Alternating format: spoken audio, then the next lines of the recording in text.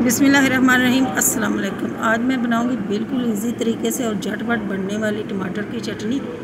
आपको बहुत ज़्यादा भूख लग गई है ना, तो आपके पास टाइम नहीं है, तो इस तरीके से बिल्कुल आसान सी चटनी बना लें। 2 टमाटर ले लें और थोड़ा सा इसको में 2 से 3 चम्मच तेल डालें। तेल जब गर्म हो जाए ना, तो टमाटर को ऊपर से छिलका उतार के तो इसके पीसेस करके तो ये एक एक पीस करके रख दें। ये इतनी मिनटों में बनने वाली, 5 मिनट में तो ये चटनी रेडी हो जाएगी और इतनी मज़ेदार बनेगी, आप यकीन मारे आप पेट भर के रोटी खा लेंगे।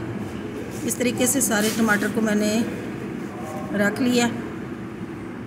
अब इसके ऊपर देसी लहसुन है ना आपके पास, वो कोई 7-8 जवे ना, वो छील के डाल दें और 2 अदद हरी मिर्च है ना, 2 पीस करके वो डाल दें और हस्बे ज़ायक़ा इसमें नमक और ज़रा सी इसमें कुटी हुई मिर्ची डाल लें।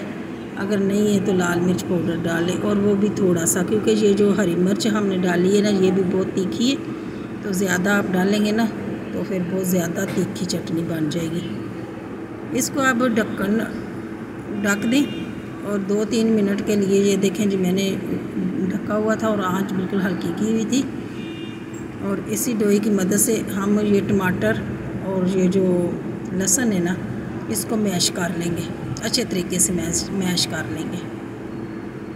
ये देखें जी लहसुन और टमाटर बिल्कुल मैश हो गए हैं और ये मसाला भुन गई है। लाल मिर्च पाउडर भी और नमक वगैरह, ये मसाला जो इसमें डाला है ना थोड़ा बहुत, ये भी सारा भुन गया। और ऊपर काट के प्याज काट के डाल दें। अगर आपके पास नींबू है तो 1 अदद नींबू का रस ज़रूर डालना। मेरे पास नींबू नहीं था, और नींबू जो डालने से जो इसका मज़ा आता है ना, आप यकीन माने 1 रोटी की जगह आप 2 रोटी खाएंगे।